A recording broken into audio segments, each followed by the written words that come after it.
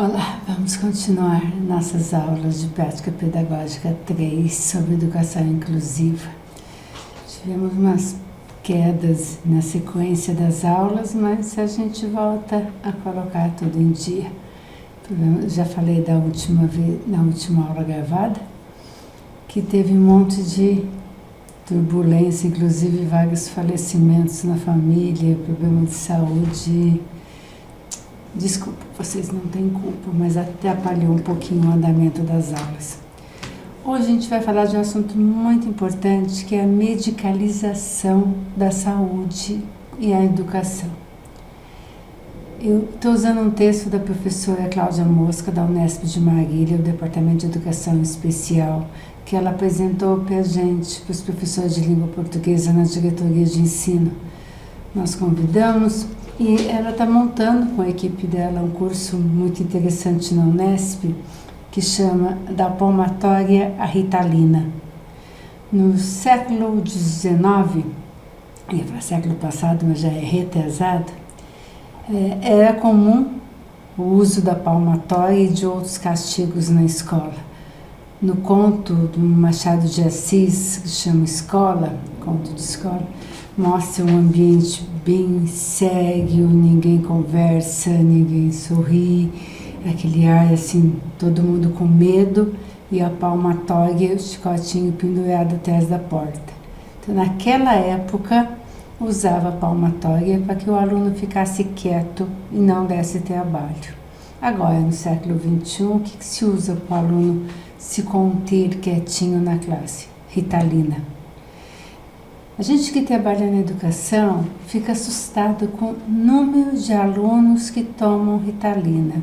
Já tem pesquisa, vocês podem verificar isso no Google, tem pesquisa já aprovada do mal que a Ritalina faz no desenvolvimento do cérebro, desenvolvimento psicológico das crianças, se tomada continuamente. E toda criança tida como hiperativa, criança hiperativa, a maioria é criança normal, as crianças não são quietas como se via no século XVIII, século XIX. Criança é alegre, é espontânea, como eu comentei com vocês na nossa primeira aula do livro Meu Pé de Laranja Lima. O Zezinho da história, que nada mais é que o autor do livro, se fosse nos dias atuais, teria tomado muita Ritalina para ficar quietinho, não xingar ninguém, não brigar com ninguém, se comportar bonitinho em todos os lugares que ele deveria ir. Hoje, a relação saúde-educação implica a despatologização do contexto escolar. O que vem a ser isso? Tirar esse rótulo de doença de muita coisa que a gente vê na escola. Tem muita coisa que a gente vê que tem relação com o contexto social da família, com relação à estrutura da família. Família que não estuda, que não lê, a dificuldade que a criança tem de começar a ser alfabetizada é mais lenta, porque não tem um estímulo em casa. Tem criança que chega na escola no primeiro ano, com 6 anos de idade, que não conhece a letra do nome. Mostrar o alfabeto e falar qual a letra que começa seu nome, não sabe nome de cores. Então, essa criança tem dificuldade porque tem alguma doença? Não, porque ninguém na família estimulou. Então, muita coisa vem do contexto familiar e não de problema de saúde. E tudo está sendo rotulado como patologia, tudo está virando doença. Da década de 20 ao início da década de 70 do século XX, começou essa relação saúde e educação no sentido de tentar achar causa, através de doença, das dificuldades dos alunos na escola. Emergiu historicamente centrada na medicalização da educação, em detrimento da valorização e promoção do processo de ensino-aprendizagem. É direcionada inicialmente essa relação pelo foco na doença e no indivíduo, em decorrência da aprendizagem. É excessiva valorização das causas orgânicas e biológicas do fracasso escolar. Tem criança que tem problema sério de saúde? Tem, mas a gente não pode generalizar. Todos os problemas de dificuldade de aprendizagem é problema biológico, é problema de doença física. As referências sociohistóricas da relação saúde e educação. Modelo reducionista de atenção à saúde. Modelo assistencialista que a gente viu muito ao longo da história. Educação compreendida como reserva de mercado de trabalho. Questões educacionais são transferidas para o contexto clínico. É feito triagens e encaminhamentos. Legitimação por parte de profissionais da saúde de expectativas e estereótipos equivocados formulados por profissionais da educação. Referenciais históricos continuando. Profissionais da saúde e da educação historicamente submetidos às ideias de que o professor, principal mediador do processo formal de aprendizagem, tem dificuldade para resolver as dificuldades de seus alunos. Quem está fora, o aluno na frente, e o aluno não aprende, olhando fora do contexto educacional, olha aqui, o professor não está conseguindo ensinar, então o aluno deve ter algum problema sério de saúde. De que não há mais nada ou pouco a ser feito por parte do professor no contexto escolar após a legitimação do rótulo. Sob a influência do movimento higienista, criação do serviço de saúde escolar na década de 40 do século passado. Higienização do espaço escolar, foi o primeiro momento. Seleção e classificação dos alunos com dificuldades de aprendizagem para posterior encaminhamento, segundo momento. O que é essa higienização? É a limpeza do ambiente. Vão selecionar todos que têm dificuldade para encaminhar para algum lugar, para algum local diferente da escola que possa resolver seus problemas. Processo de medicalização da aprendizagem, iniciada com a normatização e inspeção do ambiente escolar, culminou com a transformação de questões sociais em biológicas, visto que tudo que escapa à norma era transformado em doença, circunscrita aos aspectos biológico individual. Exemplo, surgimento da fonoaudiologia, escola como local de controle e adequação à norma.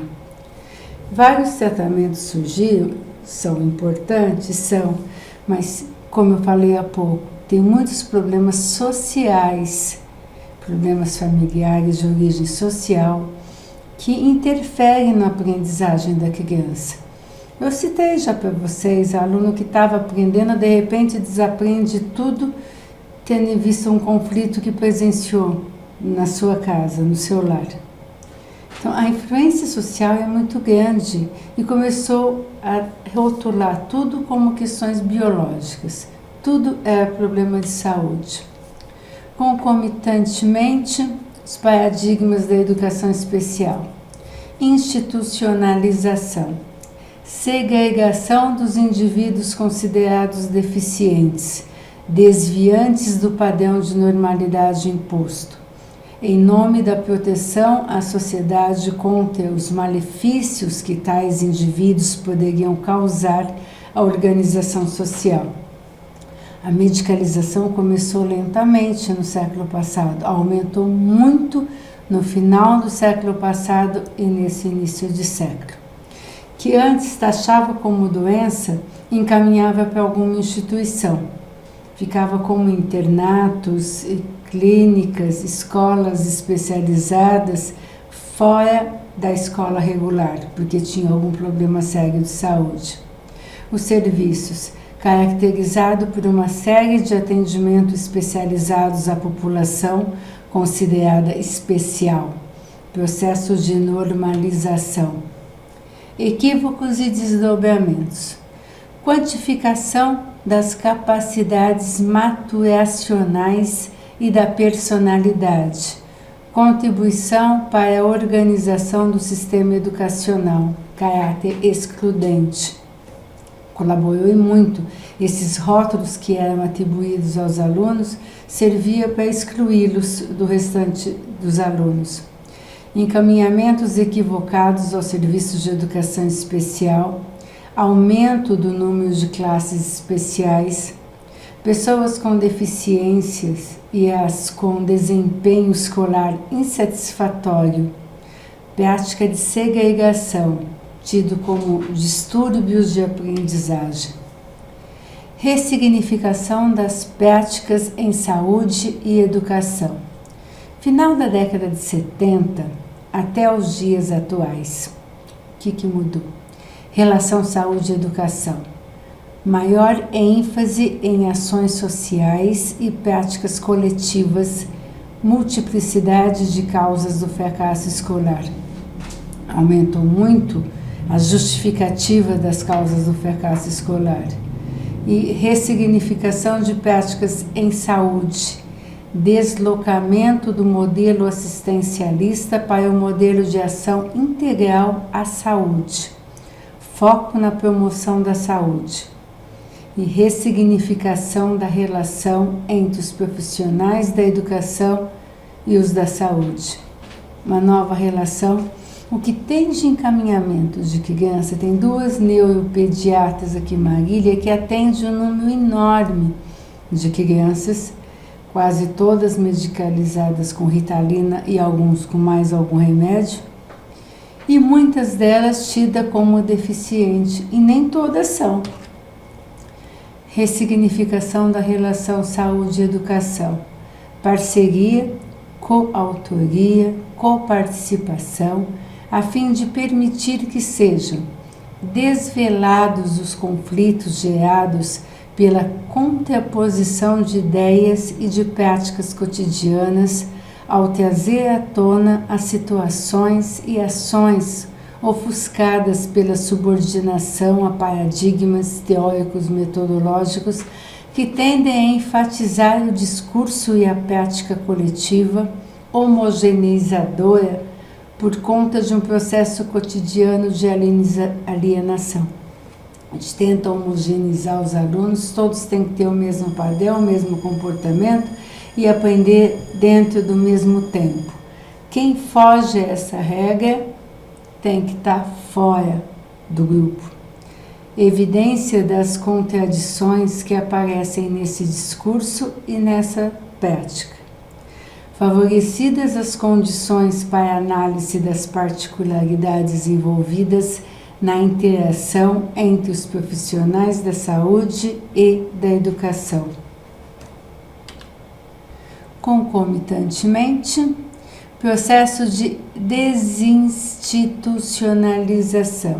Depois de rotular tanto, vamos tentar desinstitucionalizar a educação especial, parar de segregar, paradigma de suporte, proposta técnico-científica fundamentada no conhecimento a respeito dos ganhos em desenvolvimento social e pessoal decorrentes da convivência na diversidade e sob o princípio da igualdade, que aponta a inclusão de deficientes em espaços comuns, frequentados por indivíduos considerados normais.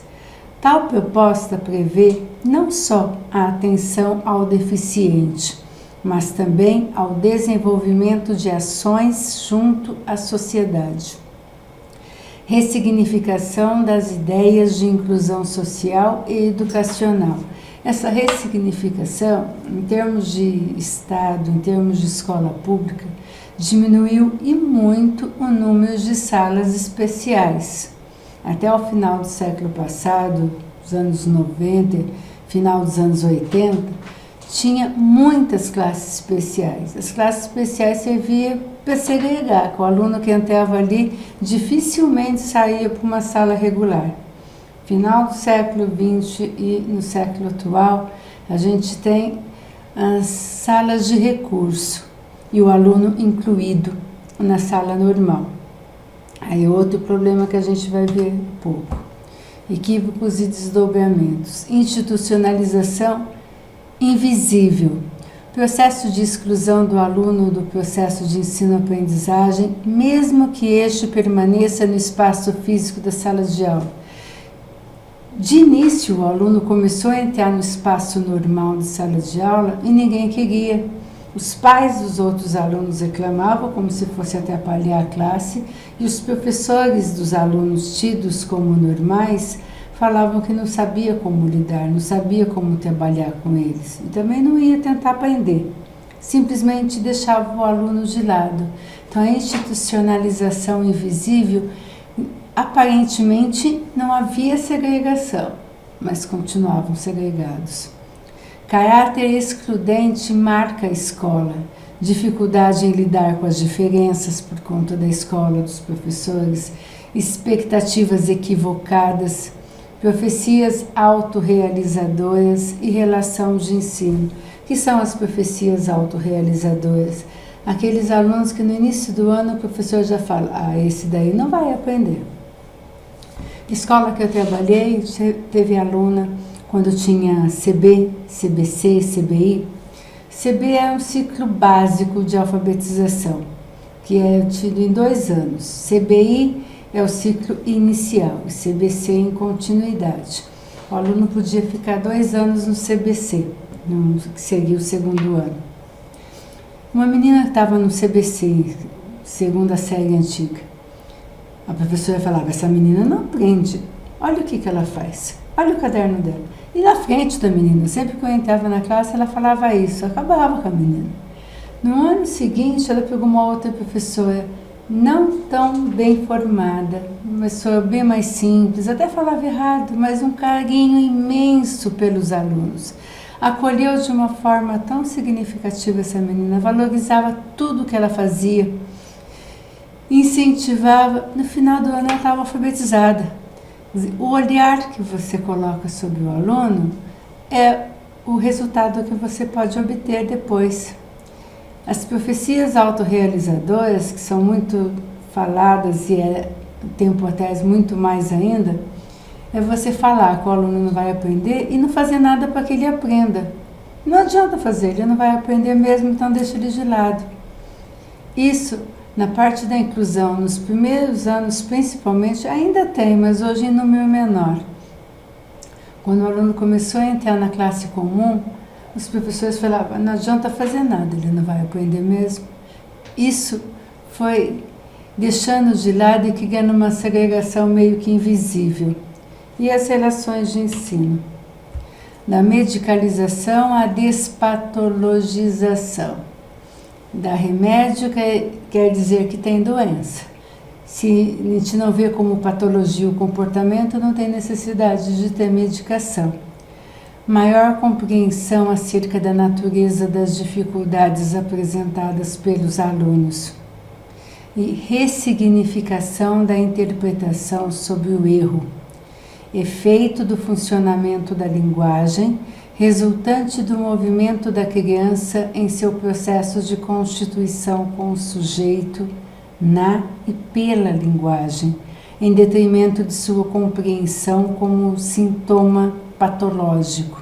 Exemplo, ocorrências na escrita. Tem criança que troca a letra, que escreve invertido. Isso faz parte do seu processo particular de aquisição da escrita. A gente não pode taxar porque a criança tem alguma dificuldade, porque ela tem alguma patologia. Exemplo, produção textual, busca de soluções pela criança. A professora pede para escrever prato. Alguém escreve pato, está omitindo uma letra. Outro escreve parato, está adicionando uma letra.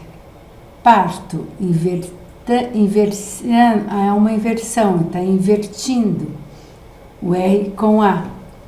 Agora, comprido, hipersegmentação, está escrevendo do jeito como se fala. Na meia, era uma vez, hipossegmentação, emenda as palavras. Isso é comum quando a gente acompanha o processo de alfabetização. Não tem que rotular que a criança tem alguma patologia. Práticas mais coerentes com os princípios da educação inclusiva, mas com cuidado com a pedagogização. Exemplo, surdez. Revisão dos procedimentos metodológicos. Maior investimento na parceria entre os profissionais da saúde e educação. Estratégias de enfrentamento. Promover a despatologização da aprendizagem. É importante vocês refletirem isso, não só pensando em ser professor um dia, que a maioria com certeza não vai ser, mas é importante conhecer, porque enquanto padres, enquanto sacerdotes responsáveis por paróquias, vocês vão atender muitas famílias, muitas mães vão estar comentando dos seus filhos, da dificuldade que eles têm na escola. Como vocês irão aconselhá-los? Como irão orientá-los com relação a isso? Nunca pensar no primeiro momento que é uma doença que está prejudicando a aprendizagem das crianças. Primeiro tem que analisar todo o contexto social da família, da escola, relação família com a escola. Em última hipótese, vão pensar em problemas de doença. Interpretada como a desconstrução do modelo que atribui causas orgânicas a aspectos inerentes ao processo de apropriação da linguagem escrita e reforça a exclusão social e educacional daqueles que não atendem às expectativas de seus professores e da escola. Quem chega à escola sem conhecer a letra do nome, sem conhecer cor, sem conseguir segurar um lápis direito, vai aprender no mesmo ritmo de uma criança que desde pequenininha tem livro em casa, tem mãe ou pai que lê diariamente para ele, que brinca com lápis de cor, com giz de cera, que faz desenhos, que tem coordenação estimulada através de desenhos, de riscos, de contornos, de pintura. Vai ter o mesmo tempo? Lógico que não.